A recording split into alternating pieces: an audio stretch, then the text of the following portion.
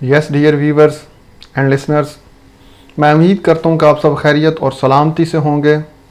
Biblical economics पे lecture number 3 आपने previous जो 2 लेक्चर्स हैं आई बिलीव कि आपने वो सुने होंगे और उससे बरकत पाई होगी।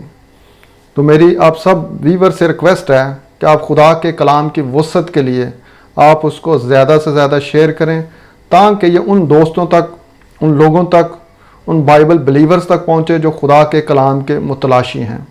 क्योंकि हम सब का कावश का मकसद ये है ताकि खुदा का कलाम इन लेटेस्ट टेक्नोलॉजिकल इक्विपमेंट्स के ज़रिए से, इस न्यू एरा के ज़रिए से, जो टेक्नोलॉजी और इंफॉर्मेशन का एरा है, इसके ज़रिए से खुदा का कलाम जो है, जो कि फासलाती ज़रिए से हम या दूसरे प्रॉब्लम्स के ज़रिए से नहीं पहुंचा सकते, तो ये एक बहुत ज़बरदस्त टूल है इस वक्त का।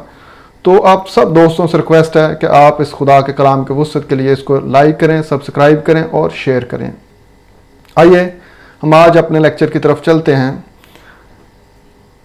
आज का जो लेक्चर है वो बिब्लिकल इकोनॉमिक्स पे ग्रोइंग ऑप्शंस के हवाले से है कि हम जैसे ही सोसाइटी हम देखते हैं कि इवॉल्व हुई गार्डन ऑफ ईडन में आफ्टर सिन, तो इंसान ने सीखा 3 ऑप्शंस को सीखा, इन्वेस्टमेंट के पॉइंट ऑफ व्यू से, नंबर 2 गिविंग के पॉइंट ऑफ व्यू से और number 3 tax point of view से, जो कि उसी के तर्ज पर आज पूरी दुनिया में ये सारी अप्रोचेस को यूज़ किया जा रहा है।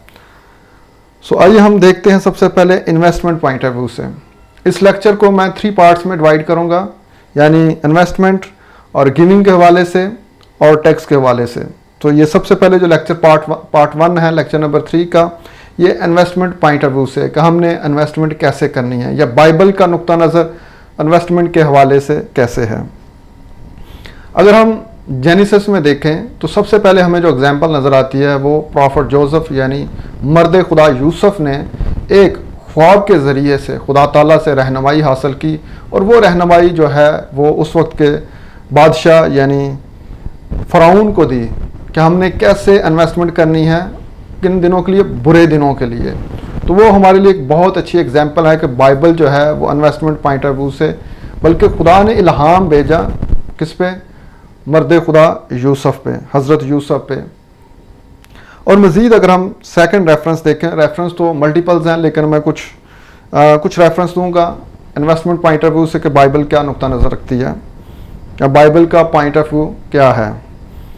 दूसरा जो है हवाला है वो वाइज 11 और उसकी वर्स नंबर 1 है, जिसमें वो अपने रिज़्क़ को पानी में कहता है डुबो दो। लेकिन अगर हम उसी को ट्रांसलेशंस को हम ट्रांसलेटेट करें उसमें इंग्लिश में, तो कहता है ship your grain across the sea, after many days you may receive a returns. ठीक है, यानी हमने क्या करना है, शिपिंग के ज़रिए से क्या करनी है, अपनी इन्वेस्टमेंट्स को अदर कंट्रीज़ में भी करना है ताकि हम बेहतर रिटर्न्स कर सकें। ये लिखने वाला हम जानते हैं कि सुलेमान बादशाह है जिसको खुदा ने अकल और हिकमत और दौलत से नवाजा, तो वो इन चीज़ों से बड़ा अच्छे तरीके से वाकिफ़ था, इसलिए उसने इस वर्स को लिखा। और इसी के नेक्स्ट वर्स को जो वाइज 11 और वर्स नंबर 2 है उसमें कहता है इन्वेस्ट इन 7 वेंचर्स, और बाज़ जगह बिजनेसेस लिखा हुआ है कुछ ट्रांसलेशंस में, यस इन 8 कहता है 7, यानी डिवर्सिफिकेशन। यहाँ जो हमें इन्वेस्टमेंट के साथ साथ वो कह रहा है डिवर्सिफिकेशन का, आपने एक जगह पे नहीं बल्कि मल्टीपल जो है वेंचर्स में, मल्टीपल बिजनेसेस में इन्वेस्ट करें। किस मकसद के लिए कि यू डू नॉट नो, आप नहीं जानते व्हाट डिजास्टर में कम अपॉन द लैंड, कि क्या दुनिया में जो है मसाइब या गम या परेशानी हो सकती है। अगर आपकी इन्वेस्टमेंट एक जगह पे है तो डेफिनेटली आपको लॉस होगा, लेकिन आपकी मल्टीपल है। यही यहाँ से हम देखते हैं कि डिवर्सिफिकेशन जो आज दुनिया में टर्मिनोलॉजी इस्तेमाल होती है बिजनेसेस और फाइनेंस में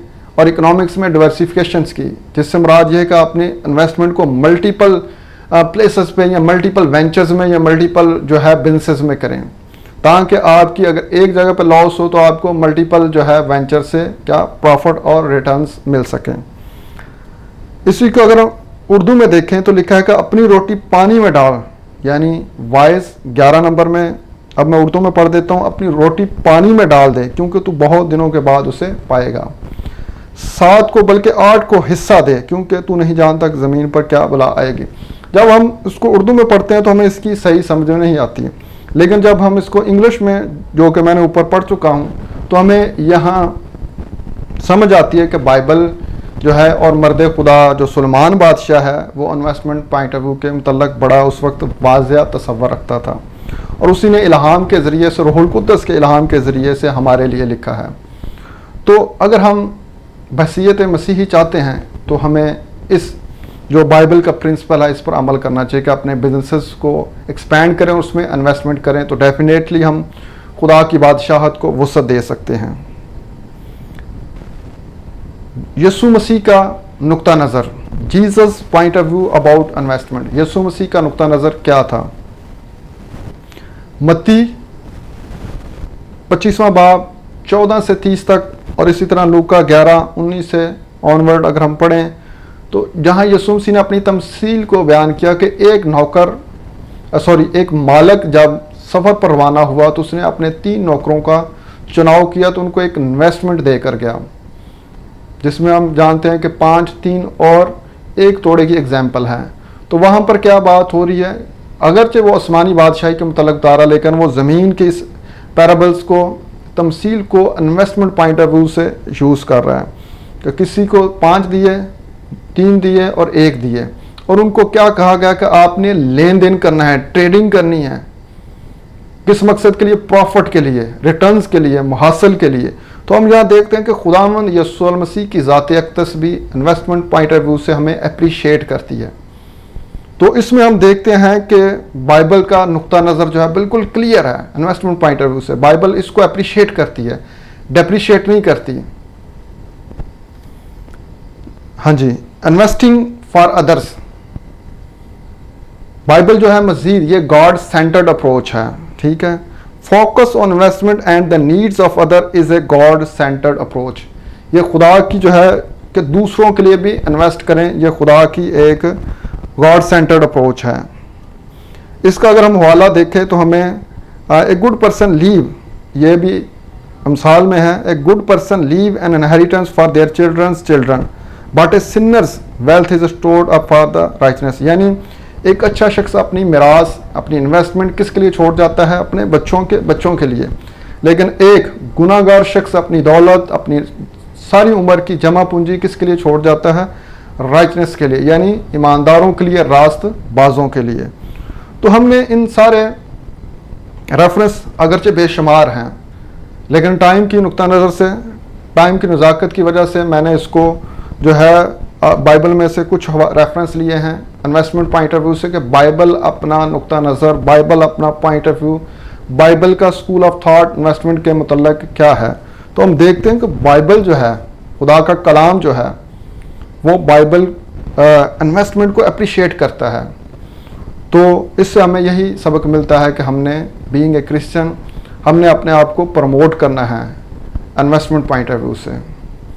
सो आई बिलीव कि इस लेक्चर के वसीले से आपको बरकत मिलेगी और आपकी इकोनॉमिकल कंडीशंस बेहतर होंगी। थैंक्स।